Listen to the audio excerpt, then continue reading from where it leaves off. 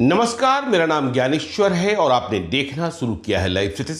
बिहार में हलचल है, बिहार में सत्ता परिवर्तन की तैयारी है। फैसला तो हो ही चुका है कि बिहार को नया मुख्यमंत्री मिलेगा। मौजूदा मुख्यमंत्री नीतीश कुमार दिल्ली जाएंगे, इसमें कोई इफ वट नहीं है। और बिहार के नए मुख्यमंत्री भाजपा के चेहरे होंगे। तो देखिए, खबर ये आ रही है, बड़ी खबर है कि मुख्यमंत्री नीतीश कुमार ने अपनी सहमति दे दी है।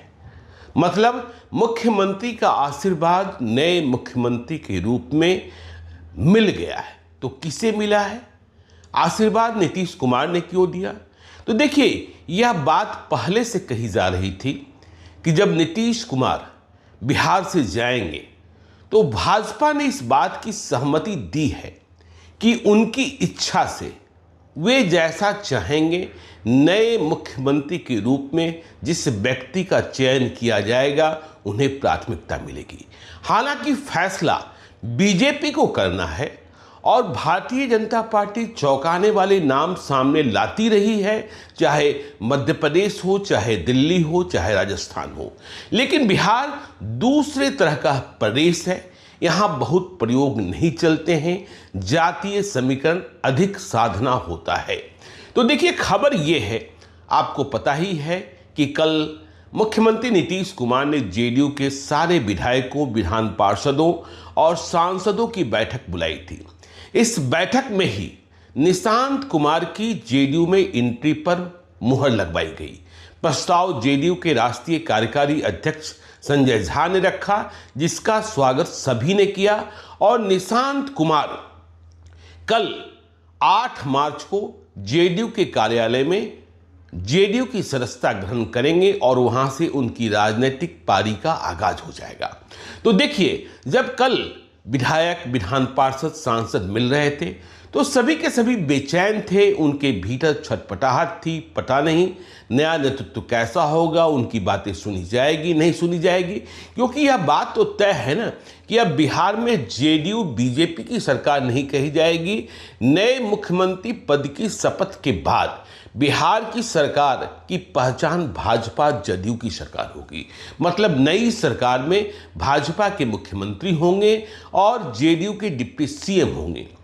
निशांत कुमार डिप्टी सीएम बनते हैं नहीं बनते हैं, इसके बारे में रविवार को जब वह जेडीयू की सदस्यता ग्रहण कर लेंगे तब फैसला होगा। वैसे इस बात की चर्चा तेज है कि निशांत कुमार को चुनाव लड़वाया जा सकता है विधानसभा का, और वह हरनौत विधानसभा क्षेत्र से चुनाव लड़ सकते हैं। हरनौत के जो मौजूदा विधायक हैं हरिनारायण सिंह, 10वीं बार विधायक बने हैं, वह निशांत के लिए विधायकी का त्याग कर सकते हैं। बदले में उन्हें बिहार विधान परिषद का सदस्य बनवा दिया जाएगा।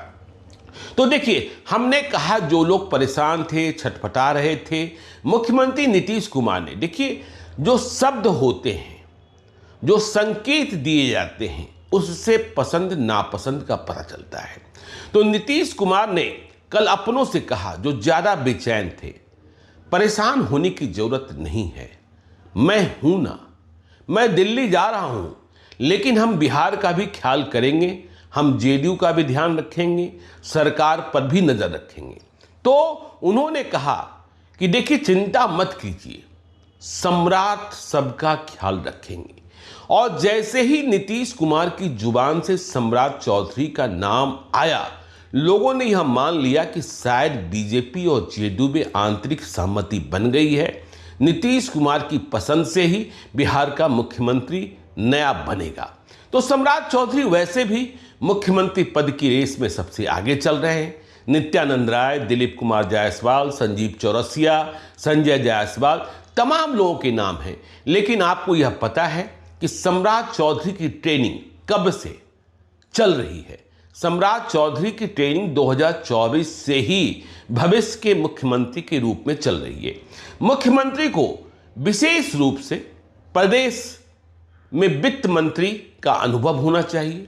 अब तो देखिए, जो पहली बार चुनाव जीत कर आते हैं, भाजपा ने ही प्रयोग किया है कई प्रदेशों में, उन्हें सीधे तौर पर मुख्यमंत्री बना दिया जा रहा है। लेकिन जो आम तौर पर धारणा रही है कि वित्त की जानकारी हो, तो सम्राट चौधरी जब महागठबंधन की सरकार खत्म हुई, एनडीए की सरकार बनी, तो पहली बार उप मुख्यमंत्री तो बने ही और साथ में वित्त मंत्री बने।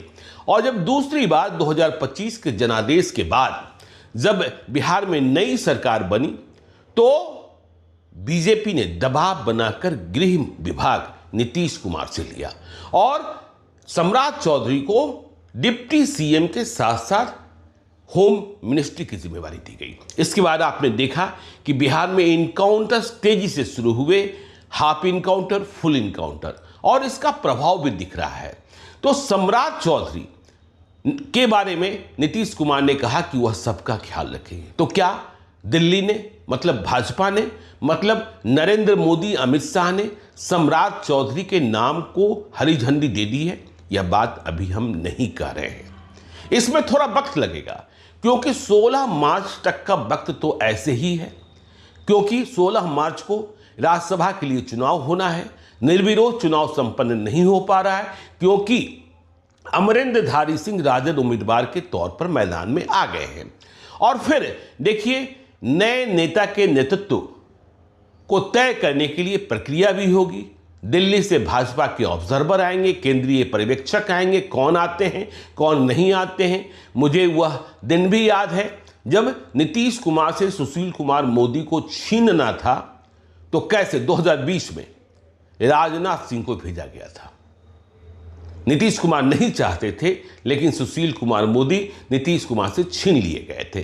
तो भाजपा के केंद्रीय पर्यवेक्षक आएंगे, वरिष्ठ नेता आएंगे, भाजपा के विधायक दल की बैठक होगी, फिर जेडीयू के विधायक दल की बैठक होगी, और फिर संयुक्त, बिहार में ऐसा ही होता रहा है, एनडीए की विधायक दल की बैठक होगी। तो सम्राट चौधरी, इस बात की संभावना भी है कि अगले 1-2 दिनों में सम्राट चौधरी दिल्ली की यात्रा करें। और बिहार में जो जातीय समीकरण है, देखिए, इस बात को हम बार बार कह रहे हैं कि नीतीश कुमार ने लालू राबड़ी की सत्ता को, गैर यादव पिछड़ा वोट बैंक को गोलबंद कर हटाया, खत्म किया।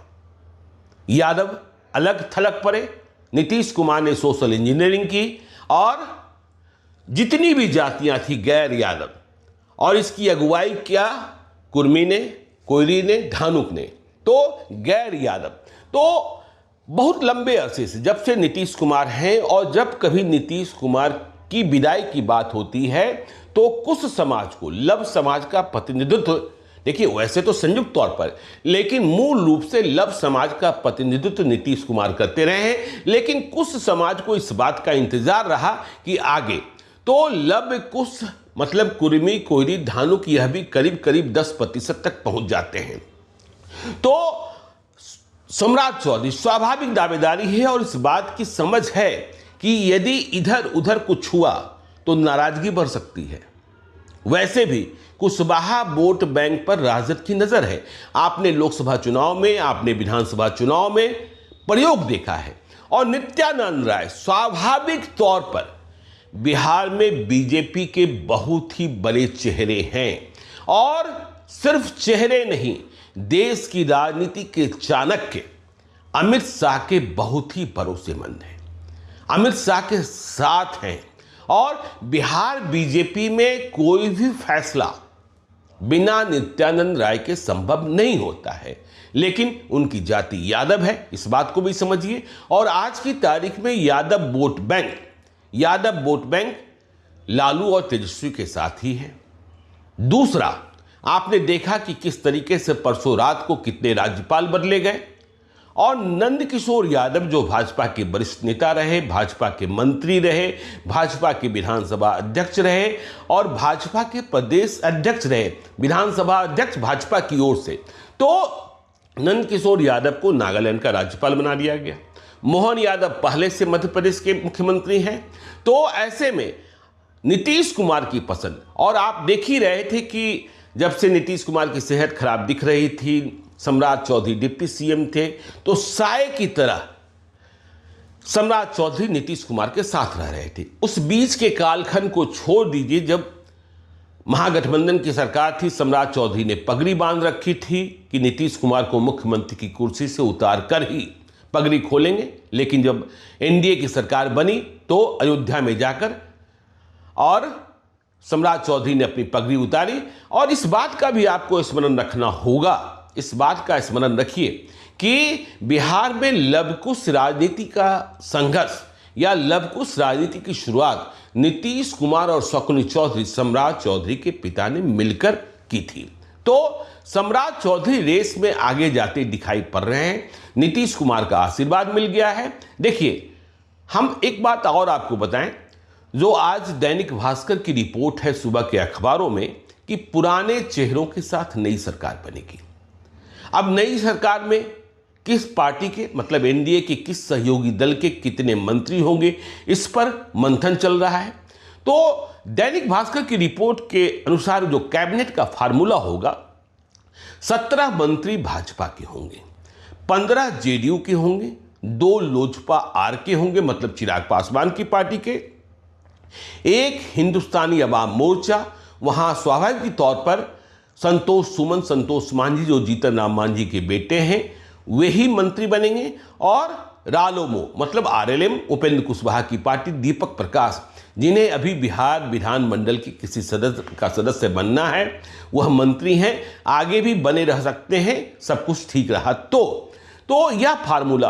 और दैनिक भास्कर की रिपोर्ट में यह भी कहा गया है कि विधानसभा अध्यक्ष का पद मौजूदा प्रेम कुमार हैं, वह फिर से भाजपा के पास ही रहेगा, लेकिन बिहार विधान परिषद के सभापति का दायित्व जेडीयू को मिल सकता है। देखिए, गृह विभाग की बात फिर से हम कर लेते हैं। गृह विभाग जेडीयू चाहता है, लेकिन बीजेपी कह रही है कि नहीं, हमें, जब हम सरकार बना रहे हैं, हमारा मुख्यमंत्री हो रहा है, तो हमारी प्राथमिकता लॉ एंड ऑर्डर होगी, तो ऐसे में हमें काम करने दीजिए। भले ही कुछ महीनों के बाद या आगे की परिस्थितियों में, लेकिन अभी हमें सिद्ध करने दीजिए कि जेडीयू के नेतृत्व में बिहार में जेडीयू और बीजेपी ने मिलकर यदि कानून व्यवस्था ठीक किया तो भाजपा का मुख्यमंत्री भी ठीक कर सकता है, नहीं तो भाजपा के लिए ठीक नहीं होगा। तो इस बात की संभावना कम होती जा रही है कि भाजपा गृह विभाग छोड़ सकता है। वैसे भी आप समझ सकते हैं कि नीतीश कुमार की जो अवस्था है, उनके पास बचा हुआ आदमी, डिफेंस आर्मी, इसकी संख्या कम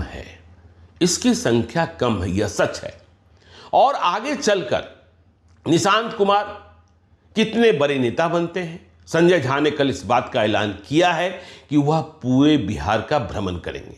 निश्चित तौर पर देखिए, उनका स्वागत होगा।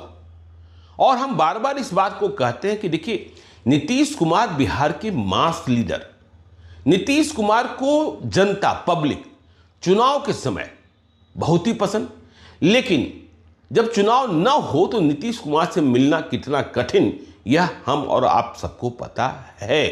नीतीश कुमार की सभाओं में देखिए, आप तेजस्वी यादव की सभाओं में जुटी हुई भीड़ को कह सकते हैं कि वहां हंगामा खड़ा हो जाता है, वहां मुरेठा बांधा जाता है, वहां लहरिया कद चलता है, वहां आतंक पैदा हो जाता है। लेकिन नीतीश कुमार की सभा में जो भीड़ आती थी, वह भीड़ स्वाभाविक नहीं कही जा सकती है।